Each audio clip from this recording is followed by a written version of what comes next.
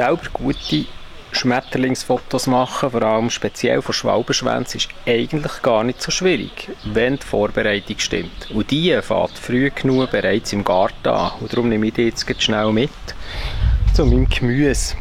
Es ist nämlich ganz wichtig, dass man bei sich im Garten entweder Rüebli oder Fenchel anpflanzen, wie wir das hier bei uns auch gemacht haben.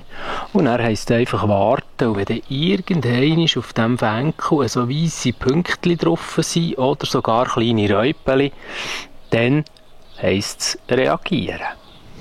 Damit sich die Raupen so richtig schön wohlfühlen, brauchen sie ein neues Zuhause, das sie sich vollfressen können. Das heisst, der Fenchel irgendwo in eine Kiste rein tun. Hier, das ist eine alte Weinkiste mit einem Türchen, die man aufklappen kann, mit einem Netz vor dran, damit genug Luft reinkommt, die Raupen aber nicht raus können. Unbedingt regelmässig Futter bringen, weil die kleinen Räupchen sind schnell gross und sehr gefräßig und irgendwann verpuppen sie sich, dann kann man dann alles rausräumen. Hier in der Kiste innen sieht man zum Beispiel noch so ein paar alte Puppen drinnen.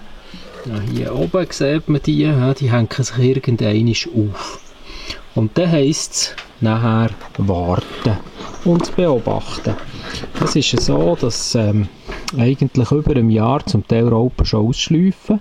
Es gibt aber auch solche, die sich im Herbst verpuppen und nachher dann erst irgendwann im Frühling, Mai, Juni, je nach Wetter und Temperatur ausschleifen. Darum heisst es dort immer entweder die Türen offen lassen, damit sie raus können, oder beobachten, jeden Tag mehrmals vorbeigehen und sobald so ein Schmetterling ausschleift, dann unbedingt raus in die Freiheit lassen.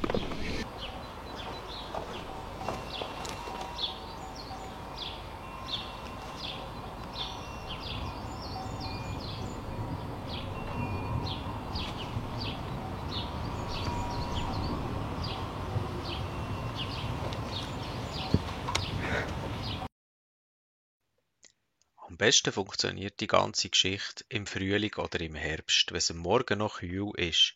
Dann schlüpfen die Schmetterlinge nämlich eher erst am Nachmittag oder sogar gegen Abend aus, wenn es ein bisschen wärmer ist geworden. Man kann sie dann vorsichtig aus der Kiste rausnehmen, aufpassen, ja nicht die Flügel berühren und schauen, dass sie nicht runterfallen. Und dann kannst du die Schmetterlinge irgendwo an einer schönen Stelle platzieren, wo das Licht gut ist, zum Beispiel auf einer Blüte oder auf einem schönen Blatt, auf einem Busch. Und dann geht's los mit Fotografieren. Weil der Schmetterling Zeit braucht, bis seine Flügel parat sind, hast du gut Zeit, manchmal eine Stunde oder mehr. Und es kann sogar sein, dass so ein Schmetterling irgendwo noch bleibt und erst am Morgen, wenn die Sonne kommt, wieder wegfliegt.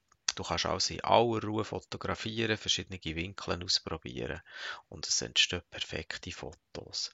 Wichtig ist einfach immer, das Wohl von dem Schmetterling geht vor und das Foto ist nur zweitrangig. Also vorsichtig sein, schauen, dass ja nichts passiert.